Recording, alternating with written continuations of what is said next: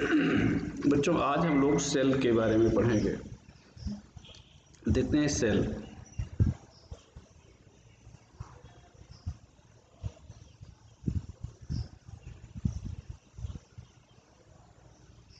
Cell तो कहा जाए सेल क्या है, तो आप लिखेंगे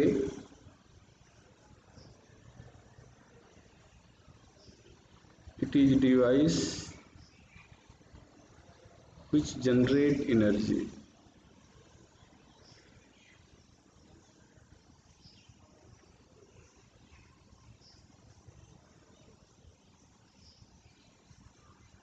It is device which generate energy.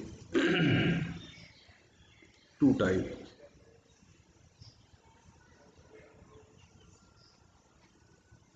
दो टाइप की होगी।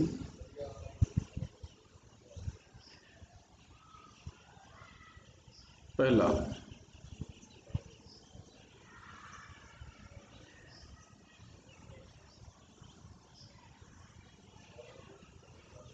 इलेक्ट्रोकेमिकल सेल और दूसरा हो जाएगा electrolytic cell.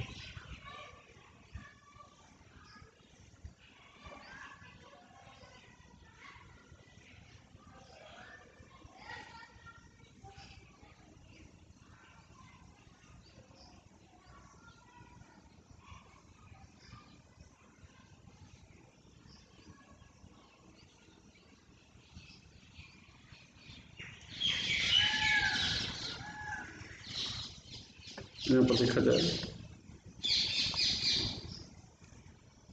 Electrochemical cell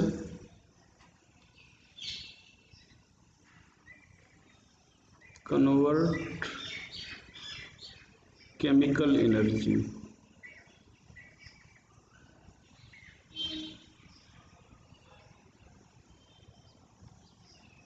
into electrical energy.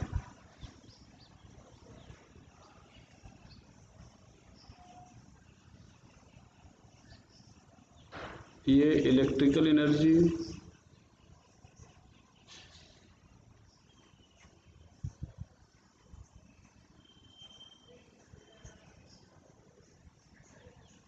Into chemical energy.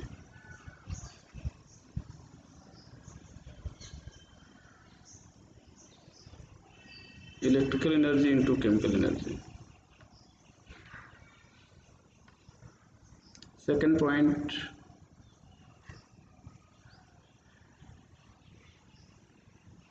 Anode is negative on which oxidation occurs.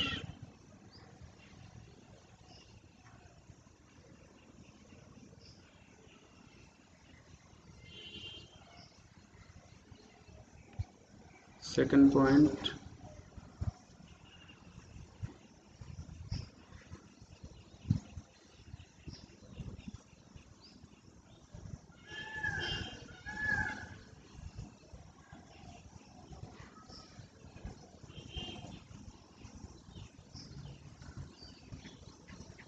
anode is positive on which oxidation occurs.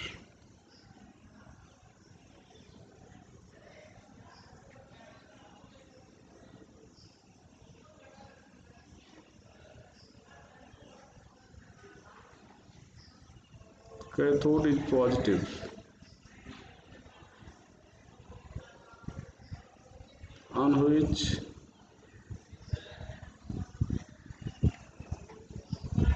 reduction occurs.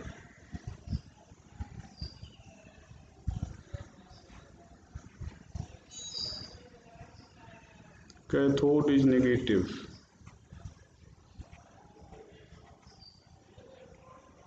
on which reduction occurs. ये ध्यान रखिएगा कि anode और cathode की sign चाहे जैसी हो, oxidation हमेशा एनोड पर और रिडक्शन हमेशा कैथोड पर होगा। तो ये चीज़ आप कन्फर्म रहिएगा।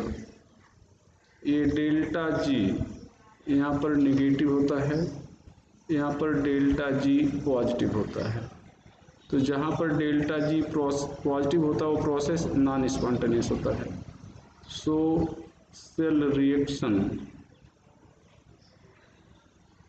is non-spontaneous.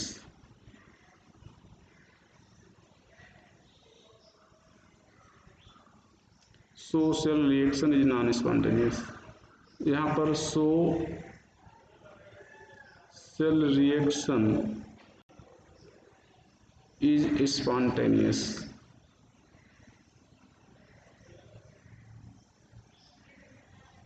So cell reaction is spontaneous.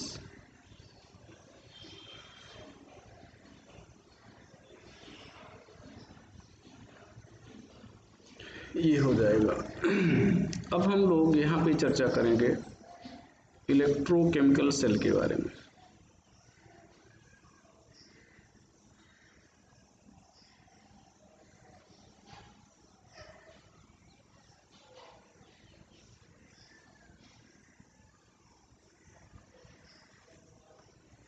Electrochemical cell के बारे में यहाँ पर ध्यान दें।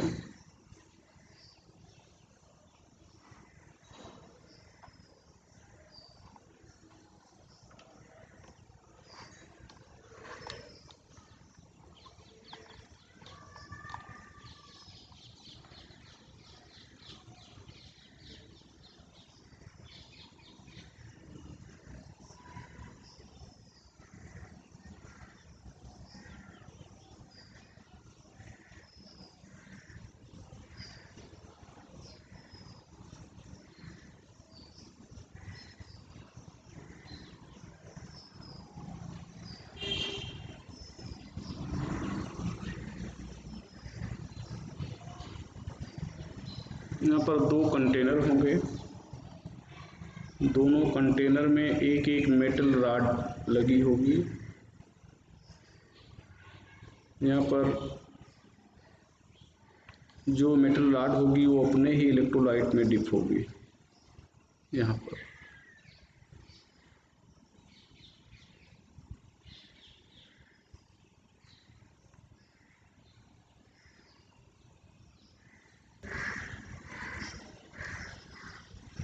तो जो मेटल रॉड होगी वो अपने ही इलेक्ट्रोलाइट में डिप होगी।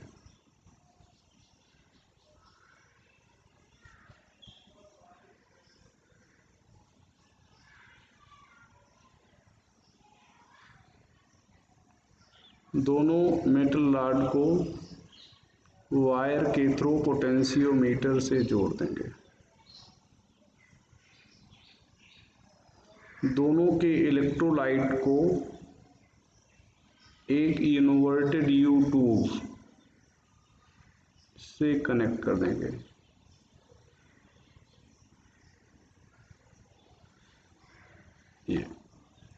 यहाँ पर ये एनोड है, ये नेगेटिव साइन होगी।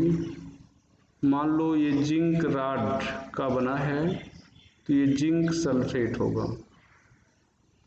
ये कैथोड,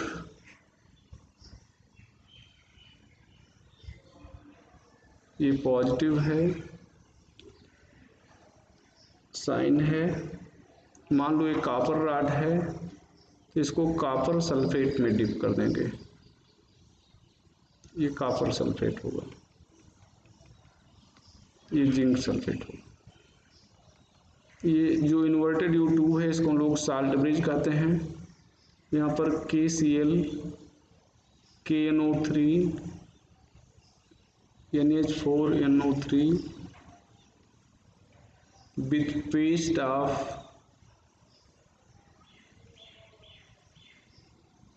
एगर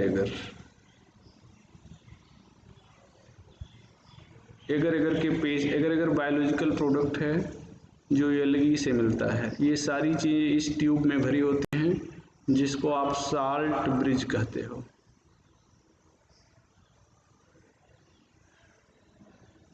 इस ट्यूब में भरी होती हैं जिसको आप साल्ट ब्रिज कहते हो।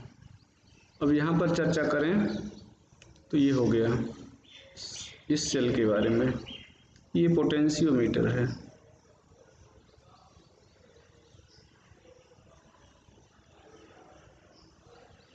मीटर। अब यहाँ पर फिनोमिना देखा जाए होगा क्या, जब इस मेटल रॉड को, दोनों मेटल रॉड को इस वायर के थ्रू, ये देखें वायर के थ्रू पोटेंशियोमीटर से जोड़ देंगे, तो यहाँ पर जो एनोड है ये मेटल, जिंक मेटल से बनी हुई है, तो यहाँ से जिंक डबल प्लस के रूप में इलेक्ट्रोलाइट में आने लगेंगे और अपने इलेक्ट्रॉन को इस मेटल रॉड पर ही छोड़ देंगे। अभी इलेक्ट्रॉन यहाँ से निकलेगा, ऐसे ऐसे ऐसे ऐसे चलेगा, इस वायर के थ्रू आएगा, ये देखें यहाँ पर वायर के थ्रू आएगा, इस कॉपर रॉड पर पहुँचेगा। अब यहाँ पर जो कॉपर सल्फेट है, यहाँ पर कॉपर डबल प्लस होगा और सल्फेट डबल माइनस, तो कॉपर डबल प्लस इस इलेक्ट्रॉन को यहाँ पर जाकर कैप्चर कर लेगा और यहाँ पर कॉपर के रूप में डिपॉजिट हो जाएगा। अब यहाँ पर देखें एनोड, ये एनोड है, इसे इलेक्ट्रॉन निकल रहा है और कैथोड की तरफ आ रहा है, तो इलेक्ट्रॉन के चलने की अपोजिट डायरेक्शन में करंट चलती है, तो मतलब करंट जो है कैथोड से एनोड की तरफ जाएगी। तो यहाँ पर ध्यान दो, ये एनोड है और ये कैथोड है, और ये कैथोड है, ये एनोड है। तो एनोड से कैथोड की तरफ इलेक्ट्रॉन चल रहा है और कैथोड से एनोड की तरफ करंट चलेगी। इसको हम लोग कहेंगे एक्सटर्नल सर्किट। ये काम एक्सटर्नल सर्किट में हो रहा है।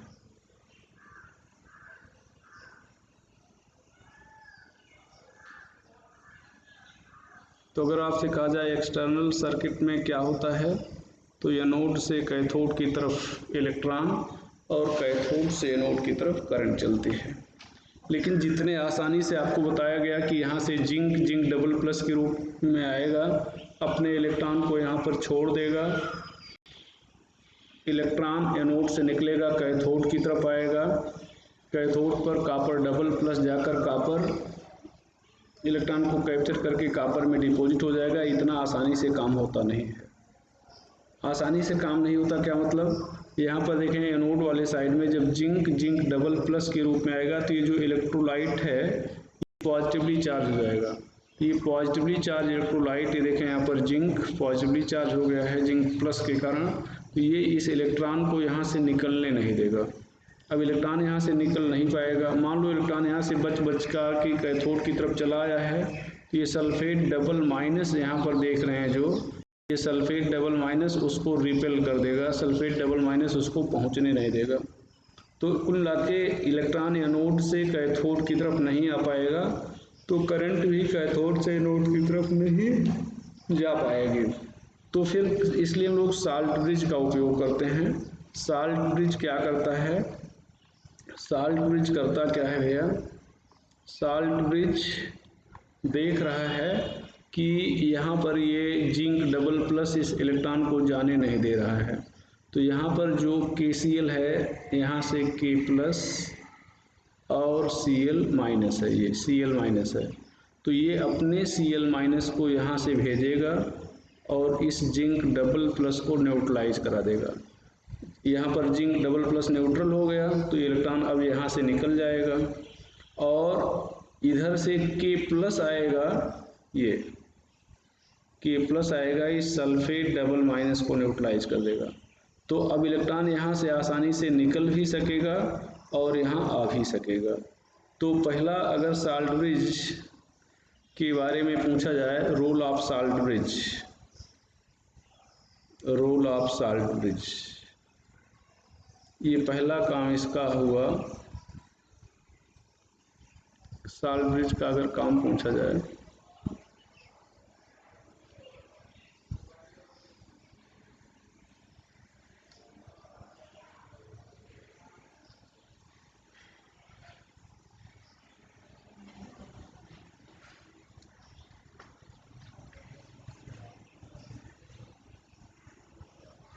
रोल ऑफ साल्ट ब्रिज पहला, इट मेक्स या maintain electrical neutrality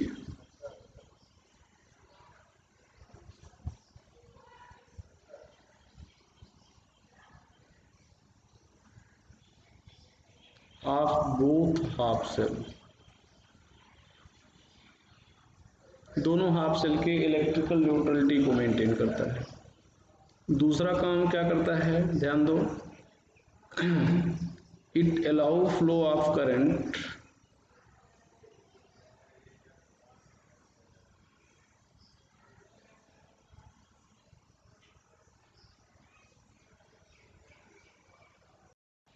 bye completing circuit,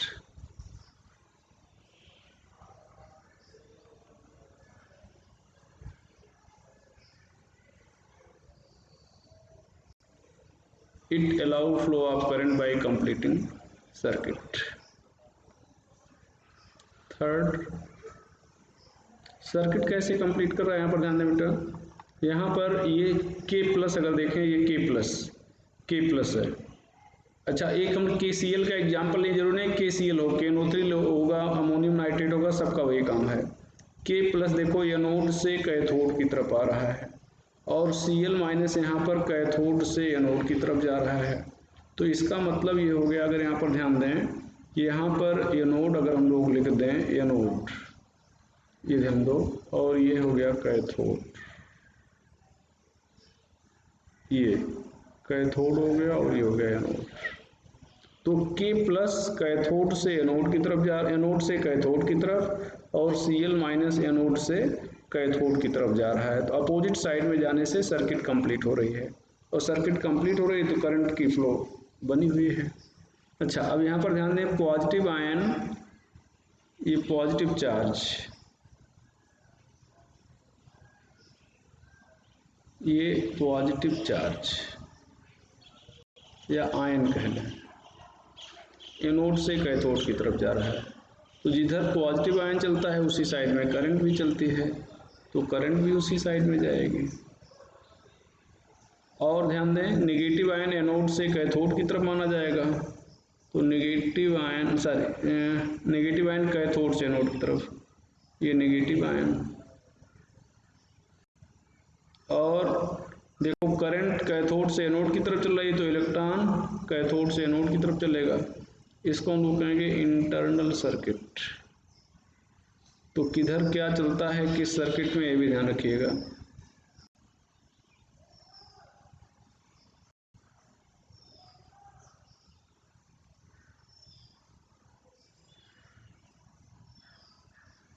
internal circuit ये हो जाएगा।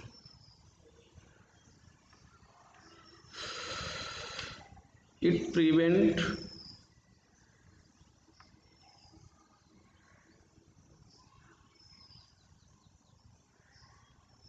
Liquid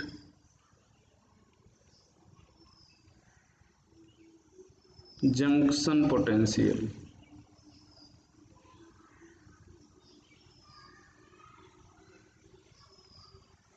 it prevent liquid junction potential.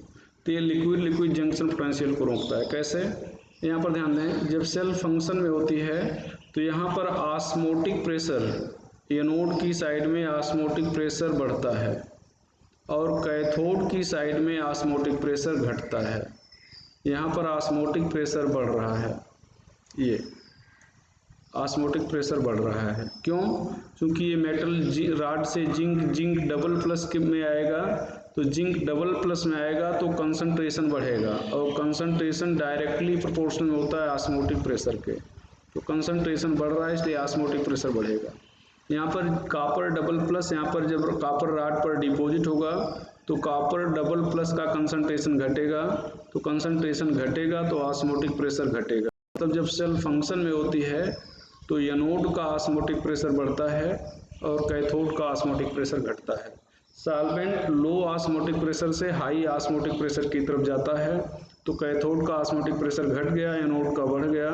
तो यहाँ पर सॉल्वेंट, इस जो ट्यूब लगी हुई है, इससे यहाँ पर एनोड से कैथोड से एनोड की तरफ जा सकता है।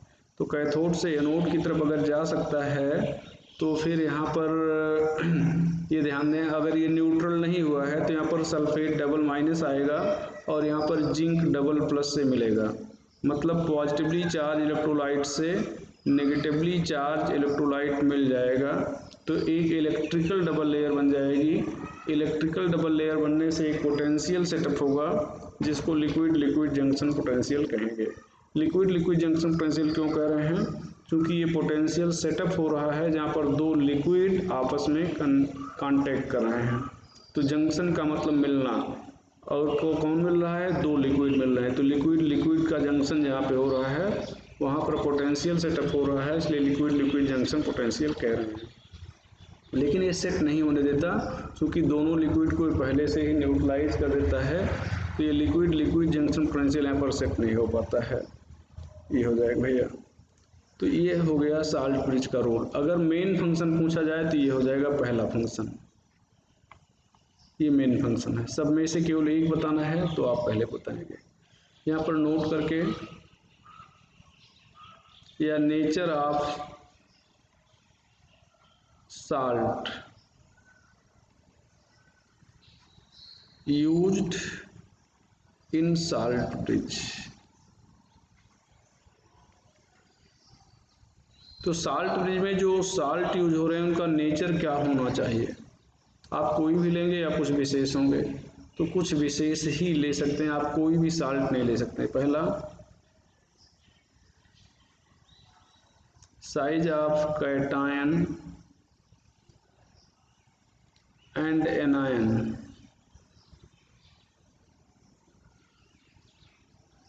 should be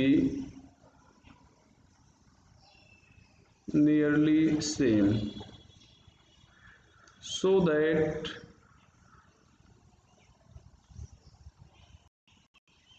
their ionic mobility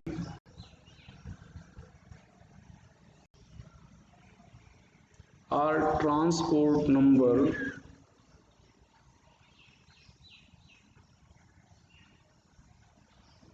be same, जिससे इनकी आयनिक मोबिलिटी या ट्रांसपोर्ट नंबर सेम हो जाए। ये हो जाएगा भैया। सेकंड पॉइंट, आपसे यहाँ पर एक क्वेश्चन ऑब्जेक्टिव बुक में बना हुआ है कि साल्ट ब्रिज में KNO3 का ही यूज क्यों करते हैं? तो उसका आंसर यही होगा कि उसमें कैटायन और एनायन की साइज सेम है जिससे उनका ट्रांसपोर्ट नंबर सेम है। दूसरा, salt of salt bridge, salt of salt bridge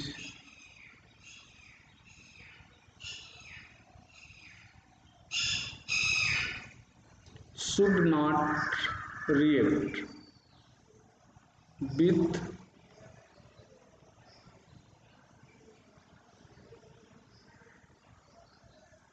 electrolyte of any half cell।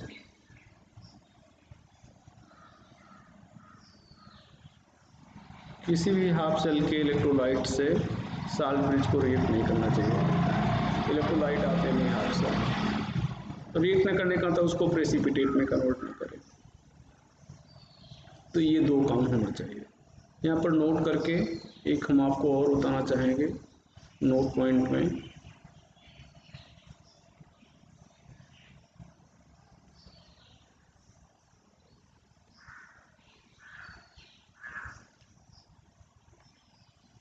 If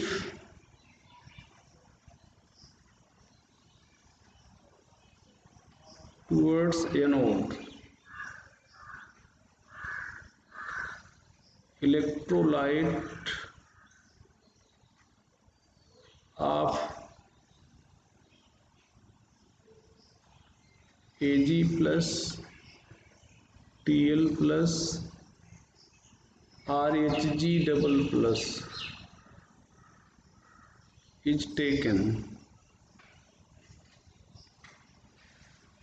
then Hg double plus is taken, then KCl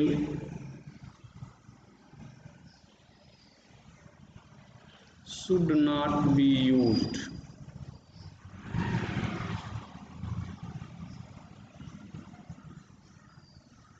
in salt bridge. Otherwise,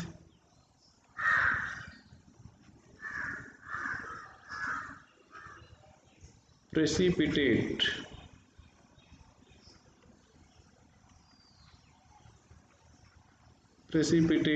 of AgCl, TlCl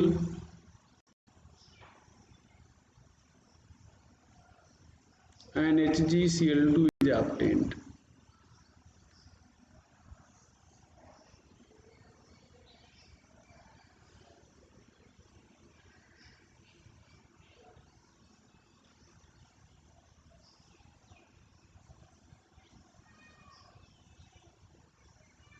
तो इनके precipitate मिलेंगे and cell reaction will stop.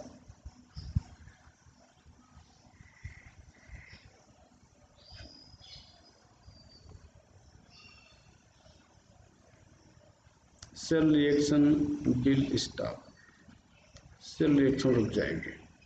तो ये चीज़ ध्यान रखिएगा भैया, यहाँ पर बहुत सारे क्वेश्चन के आंसर छिपे हुए हैं. अच्छा, अगर आपसे कोई कहे कि आप सेल को देख के कैसे पहचानेंगे कि कौन एनोड है कौन कैथोड है, तो आप देखेंगे कि ये जो एनोड में पोटेंशियोमीटर का मतलब ये पोटेंशियोमीटर का जो डायरेक्शन है ये हमेशा एनोड की साइड में है. क्यों? चूँकि करंट उसी साइड में चल रही है तो उसी साइड में झुका रहेगा.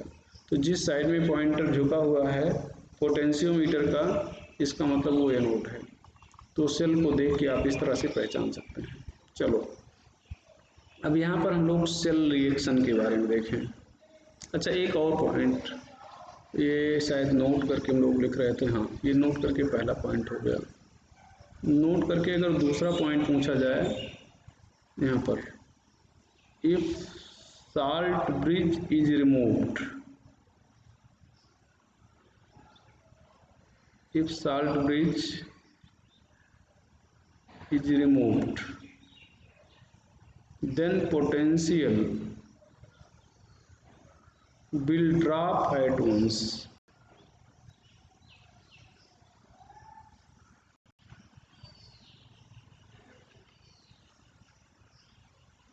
and become zero.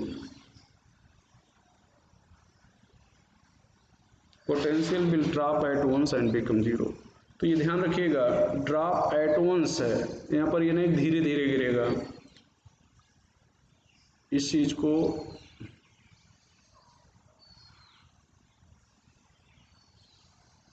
salt bridge is removed, then potential will drop at once and become zero.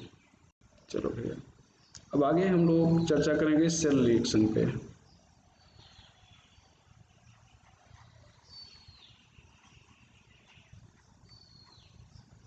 Cell reaction, चलो सेल रिएक्शन पे यहाँ पर जैसे ये एनोड है, ये जिंक आपने पिछले सेल में देखा, यहाँ पर zinc double plus plus 2 electron, यहाँ पर copper double plus plus 2 electron equal to copper.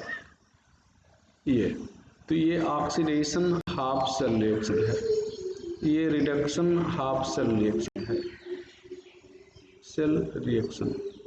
अब यहाँ पर अगर दोनों को जोड़ दिया जाए तो ये दोनों इलेक्ट्रॉन कैंसिल हो जाएंगे. तो यहाँ पर जिंक, यहाँ पर कॉपर डबल प्लस, यहाँ पर जिंक डबल प्लस, यहाँ पर Cu, ये सेल रिएक्शन हो जाएगा, ये सेल रिएक्शन हो जाएगा.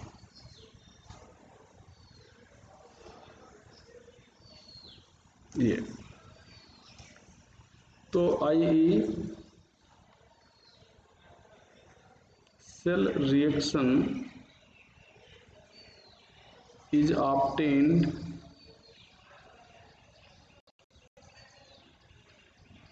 by combination of both half cell reaction.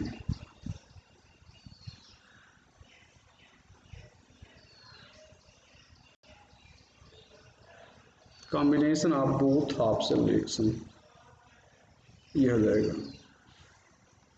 यहाँ पर देखें बेटा, सेकंड पॉइंट यहाँ पर एक और चीज, during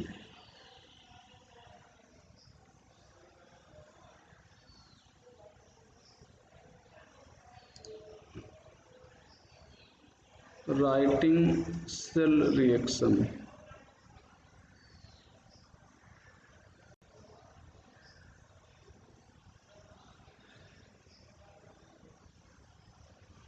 both half cell reaction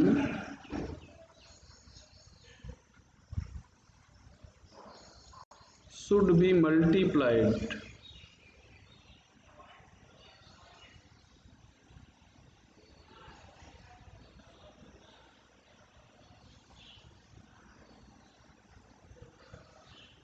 by suitable digit,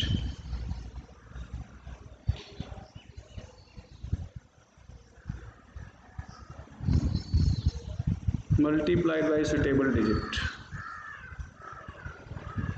so that to cancel out the electron.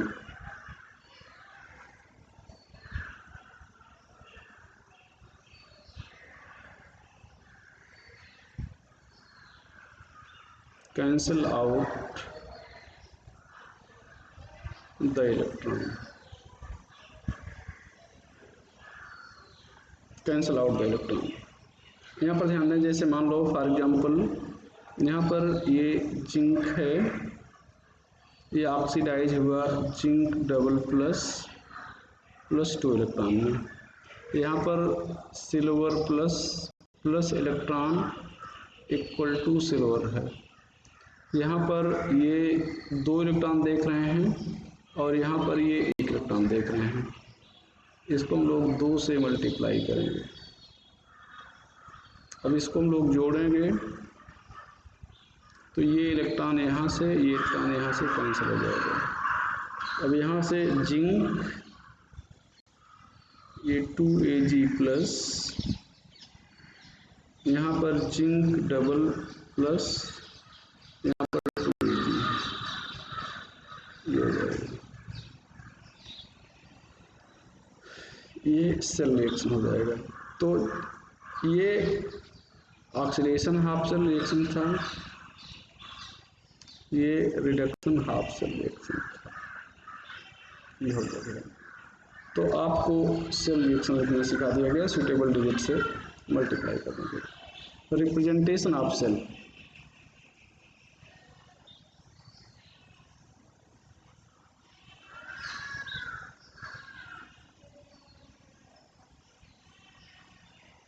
Cell representation यहाँ पे बात करें तो जैसे मान लो हम लोग यहाँ पर ये सेल रिएक्शन लिख रहे हैं, जिंक, यहाँ पर कॉपर डबल प्लस, यहाँ पर ये जिंक, यहाँ पर कॉपर ये डबल प्लस, ये एनोड है ऑक्सीडेशन, और ये कैथोड है यहाँ पर रिडक्शन, ये रिडक्शन आप देख रहे हो।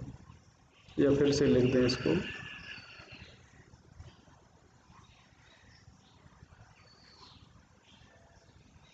यहाँ पर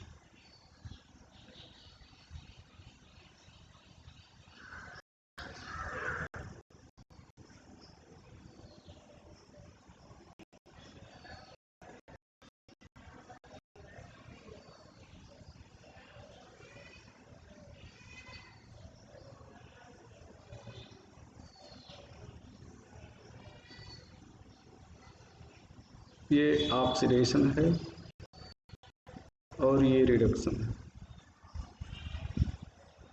अब यहाँ पर ध्यान दें, जब आपने ऐसे सेल बनाया था, ये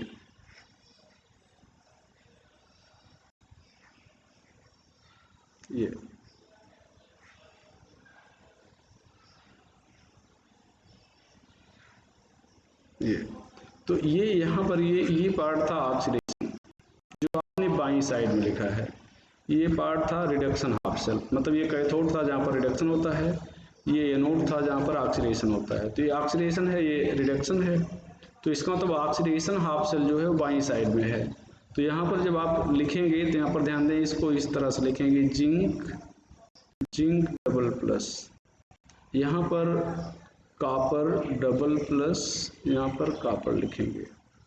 ये अब ये पार्ट, इधर वाला पार्ट, ये पार्ट, ये ऑक्सीडेशन वाला पार्ट हो गया और इधर वाला पार्ट रिडक्शन वाला। यहाँ पर जिंक जिंक डबल, मतलब ये देखो यहाँ पर ऐसे जिंक जिंक डबल प्लस में बदल रहा है, ऑक्सीडेशन हो रहा है, और यहाँ पर कॉपर डबल प्लस, यहाँ पर कॉपर में बदल रहा है, रिडक्शन हो रहा है। अच्छा, ये जो डबल वर्टिकल लाइन है, यहाँ पर देखें, ये डबल वर्टिकल लाइन ये साल्ट को दिखाती है, ये double vertical line salt bridge को रिप्रेजेंट करती है।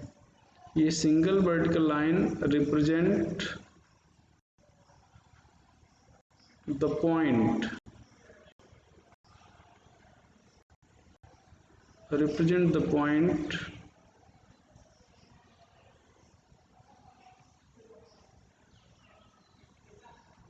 at which two different phase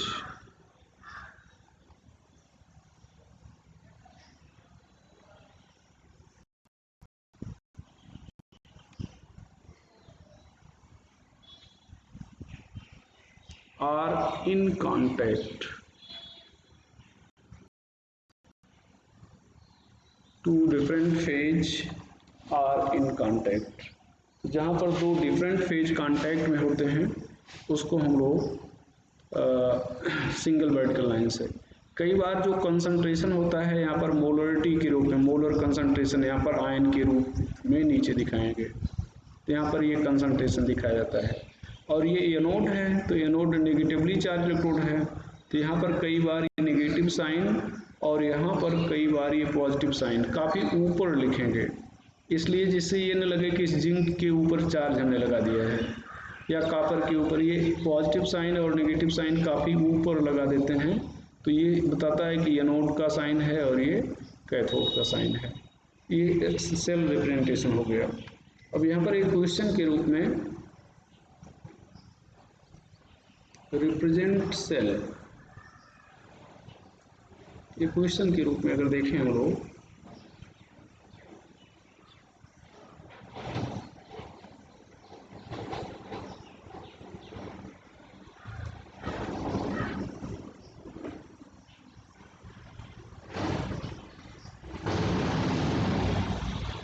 तो यहाँ पर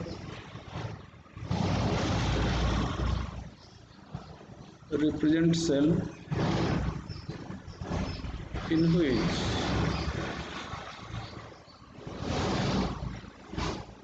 given reaction is taking place,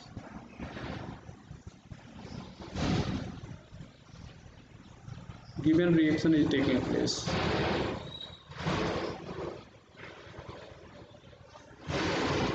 यहाँ पर देखो टर्म,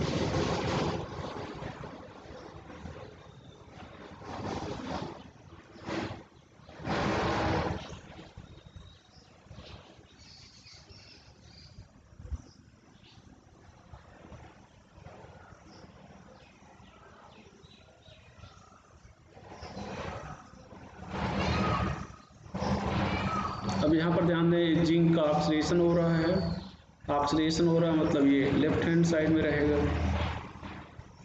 सिल्वर का रिडक्शन हो रहा है, सिल्वर राइट हैंड साइड में रहेगा। यहाँ पर कोई कंसंट्रेशन है नहीं, तो यहाँ पर M1 लिख दिए, यहाँ पर M2 लिख दिए।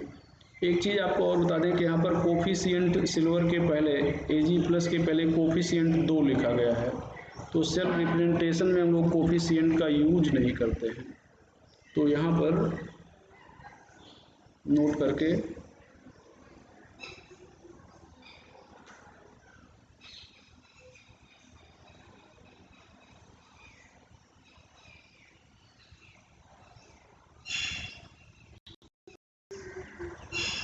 during representation of cell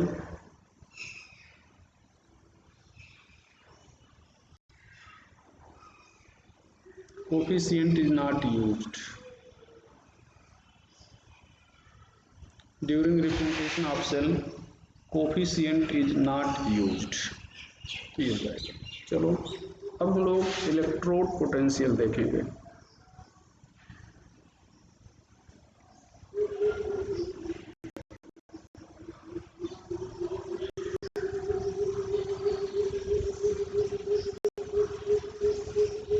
electrode potential, यहाँ पर हम लोग एक कंटेनर लेते हैं,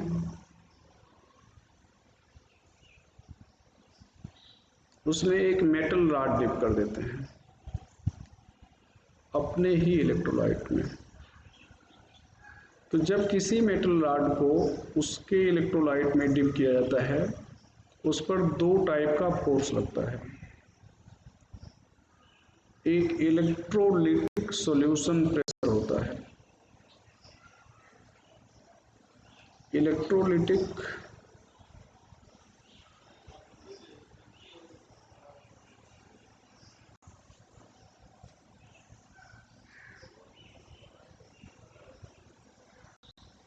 solution pressure,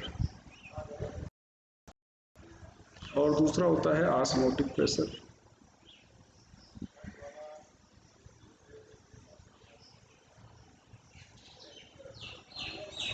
electrolytic solution pressure और दूसरा होता है ऑस्मोटिक प्रेशर। तो ये जो इलेक्ट्रोलिटिक सॉल्यूशन प्रेशर होता है, ये मेटल को मेटल आयन में कन्वर्ट करने की कोशिश करता है, और जो ऑस्मोटिक प्रेशर है, इसके कारण ये जो मेटल आयन है, ये मेटल आयन जो है ये मेटल में रिड्यूस होता है, मतलब ये बैकवर्ड डायरेक्शन में रिएक्शन जाती है। अब इस दोनों कंडीशन में, यहाँ पर ध्यान दें, दोनों कंडीशन में एक इलेक्ट्रिकल डबल लेयर बन जाती है। लेकिन ध्यान रखिएगा, यहाँ पर कंडीशन है, if electrolytic solution pressure is greater than osmotic pressure.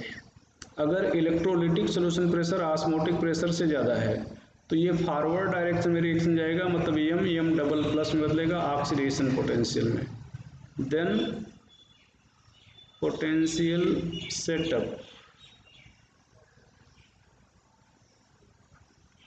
is oxidation potential, और इसी का उल्टा, if electrolytic solution pressure is less than osmotic pressure,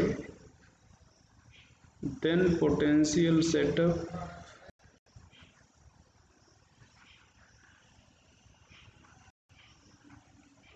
is reduction potential.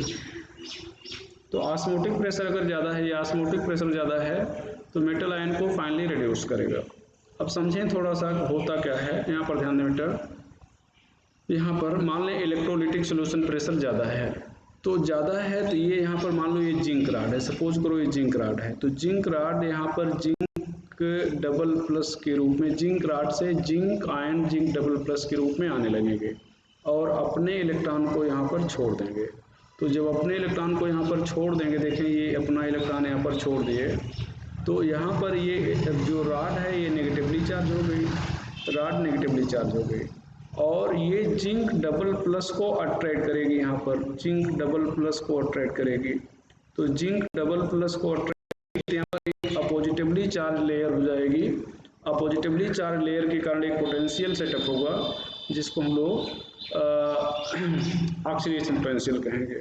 और उसी तरह से यहाँ पर ध्यान दें, अगर यहाँ पर क्या है, ऑस्मोटिक प्रेशर ज़्यादा है, तो यहाँ पर ध्यान दो, ऑस्मोटिक प्रेशर ज़्यादा है। सपोज करो कि यहाँ पर मान लो कॉपर रॉड को आपने डिप किया था, ये कॉपर रॉड है, कॉपर सल्फेट में, कॉपर सल्फेट में डिप किया था, तो यहाँ पर कॉपर डबल प्लस होगा, यहाँ पर सल्फेट डबल माइनस होगा। तो यहाँ पर कॉपर डबल प्लस क्या होगा, यहाँ पर जाकर डिपोजिट होगा कॉपर डबल प्लस के रूप में, कॉपर डबल प्लस के रूप में डिपोजिट हो जाएगा। तो अब आपको लग रहा होगा कि कॉपर डबल प्लस यहाँ पर जाकर चिपक जाएगा, तो चिपकेगा नहीं। वास्तव में जो मेटल होता है वो, जैसे मान लो सोडियम मेटल लिया जाए, तो सोडियम मेटल का जो रॉड है उसमें इस तरह से इलेक्ट्रॉन माइनस इस तरह से होगा, इसी तरह से कॉपर डबल प्लस भी होगा। तो यहाँ पर ये कर्नल होता है, ये बैलेंस इलेक्ट्रॉन होता है। तो ये जब यहाँ से मान लो यहाँ से इलेक्ट्रोलाइट से सोडियम, ये रॉड है, ये रॉड है, तो मान लो इलेक्ट्रोलाइट से सोडियम आ रहा है, सोडियम प्लस आ रहा है, तो ये राड का ये जो इलेक्ट्रॉन है ये कैप्चर कर लेगा, तो ये दोनों मिल के बदल जाएंगे सोडियम में, ये सोडियम में बदल जाएंगे। ध्यान दो, ये जो सोडियम प्लस ये इलेक्ट्रोलाइट में है, मान लो ये इलेक्ट्रो, और ये राड है, राड पर ऐसी चीज दिख रही है, तो इलेक्ट्रोलाइट से जो सोडियम प्लस है यहाँ पर आया, इस इलेक्ट्रॉन को कैप्चर कर लिया और बदल गया किसमें भैया, सोडियम में बदल गया। अब सोडियम में बदल गया तो ये जो, अब यहाँ पर ध्यान दें, जो पॉजिटिव चार्ज और इलेक्ट्रॉन थे रेशियो में सेम थे, तो अब ये एक इलेक्ट्रॉन तो यहाँ पर कम हो गया, इसका मतलब ये किस में बदल गया, पॉजिटिव चार्ज में बदल गया। वही सेम चीज़ है, कॉपर डबल प्लस यहाँ से जाएगा, तो यहाँ पर जो कॉपर, यहाँ पर जो कॉपर रहा हो, मतलब यहाँ पर जो कॉपर, इस कॉपर से इलेक्ट्रॉन ले लेगा कौन, ये कॉपर जो यहाँ से आ रहा है, और ये इलेक्ट्रॉन ले लिया, तो जब ये तो इस पर क्या आ गया, प्लस चार्ज आ गया, ये प्लस चार्ज इस पर आ गया।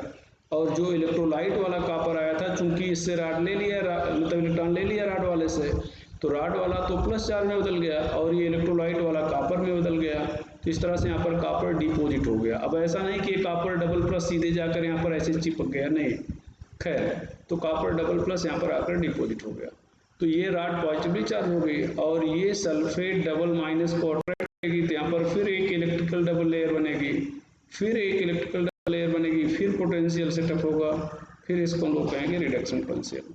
तो यहाँ पर रिडक्शन मतलब इलेक्ट्रोड पोटेंशियल क्या है, इलेक्ट्रोड पोटेंशियल का ये मतलब ये है कि जब किसी राड को अपने ही इलेक्ट्रोलाइट पे डिप करते हैं, तो इलेक्ट्रिकल डबल लेयर बनने के कारण एक पोटेंशियल सेटअप होता है, जिसको हम लोग इलेक्ट्रोड पोटेंशियल कहते हैं। ये पोटेंशियल सेटअप क्यों होता है, इसके दो कारण हैं, एक तो ये इलेक्ट्रोलिटिक सॉल्यूशन प्रेशर और दूसरा है ऑस्मोटिक प्रेशर। अब ये इलेक्ट्रोड पोटेंशियल दो टाइप का होगा, एक तो ऑक्सीडेशन पोटेंशियल होगा, यहाँ पर है, और दूसरा होगा रिडक्शन पोटेंशियल, दूसरा होगा रिडक्शन पोटेंशियल। ये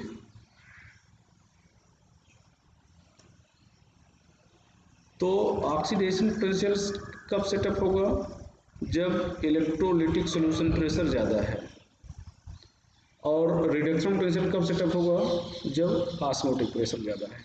ये चीज़ हो जाएगा। एक और चीज़ नोट करके यहाँ पे बता दें, आगे समझाएंगे। ये जो ऑस्मोटिक प्रेशर है, सॉरी, ऑक्सीडेशन पोटेंशियल है, ये डायरेक्ट इन्वर्सली प्रोपोर्शनल होगा कंसंट्रेशन के, और रिडक्शन पोटेंशियल जो है ये डायरेक्टली प्रोपोर्शनल में होगा कंसंट्रेशन के। ये हो जाएगा। और ये एक पॉइंट हो गया। दूसरा, oxidation potential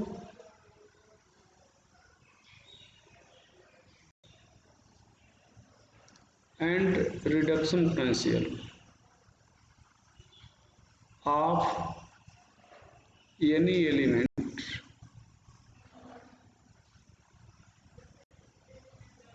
is same in magnitude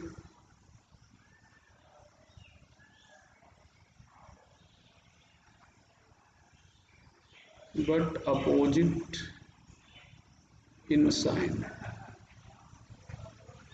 यहाँ पर ध्यान दो, जैसे अगर आपसे कहा जाए for example,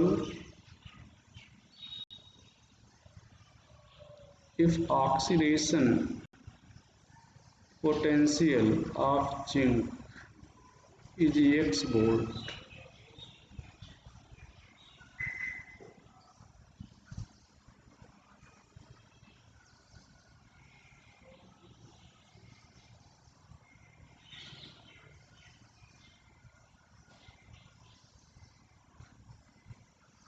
then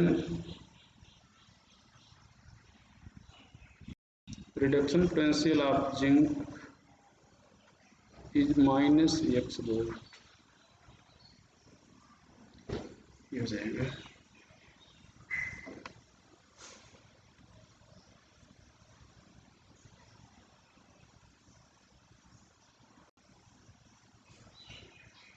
electrode potential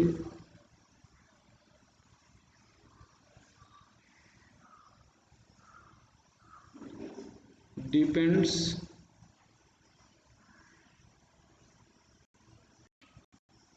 upon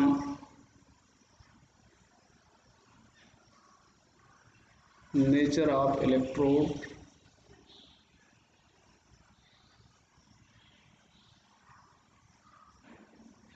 concentration of electrolyte and temperature.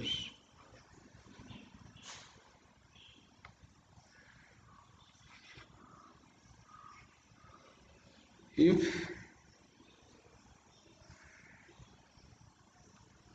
during measuring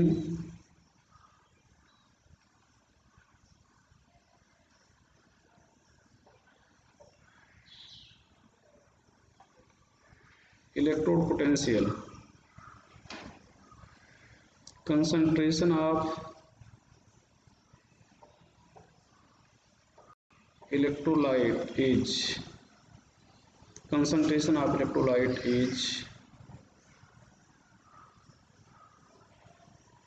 1 m and temperature is 25 degrees Celsius, then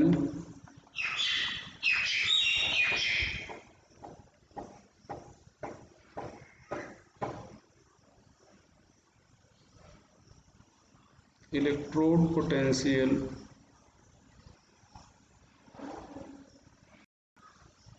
is standard electrode potential.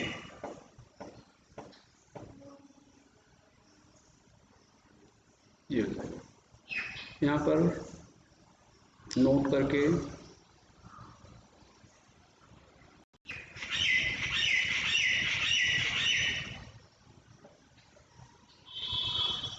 electrode potential of single electrode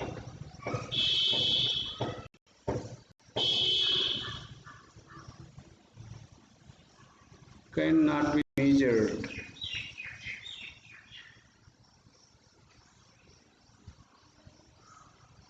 directly because on single electrode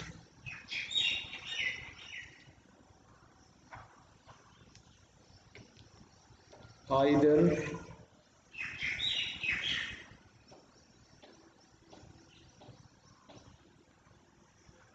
the oxidation or reduction occur,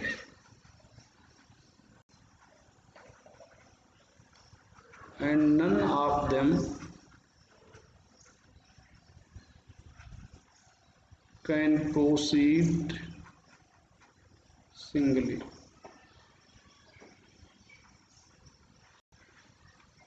ये हो जाएगा। तो किसी single electrode का electrode potential directly measure नहीं कर पाते क्योंकि सिंगल इलेक्ट्रोड पर या तो ऑक्सीडेशन होता है या रिडक्शन, और दोनों में से कोई भी अकेले नहीं हो सकता। तो फिर कैसे करेंगे? जिस इलेक्ट्रोड का इलेक्ट्रोड पोटेंशियल मेजर करना होगा उसको किसी दूसरे इलेक्ट्रोड से कनेक्ट कर देंगे। सुन ले ओरली वैसे, जिस इलेक्ट्रोड का इलेक्ट्रोड पोटेंशियल मेजर करना होगा उसको किसी दूसरे इलेक्ट्रोड से कनेक्ट कर देंगे, और ऐसे इलेक्ट्रोड का इलेक्ट्रोड पोटेंशियल आपको मालूम होना चाहिए, और इस इलेक्ट्रोड को हम लोग कहते हैं स्टैंडर्ड इलेक्ट्रोड। किसी सिंगल इलेक्ट्रोड का इलेक्ट्रोड पोटेंशियल हम लोग डायरेक्टली मेजर नहीं कर पाएंगे। क्यों नहीं कर पाएंगे? क्योंकि सिंगल इलेक्ट्रोड पर या तो ऑक्सीडेशन होता है या तो रिडक्शन होता है, और दोनों में से कोई भी अकेले अपने आप नहीं हो सकता है। तो ये बात हो गई। अब जब मेजर करना होगा तो उसको किसी ऐसे इलेक्ट्रोड से कनेक्ट कर देंगे जिसका इलेक्ट्रोड पोटेंशियल हमें मालूम है, और ऐसे इलेक्ट्रोड को स्टैंडर्ड इलेक्ट्रोड कहते हैं। अब स्टैंडर्ड इलेक्ट्रोड और इलेक्ट्रोकेमिकल सीरीज, इन सब के बारे में चर्चा हम लोग कल करेंगे। ठीक है।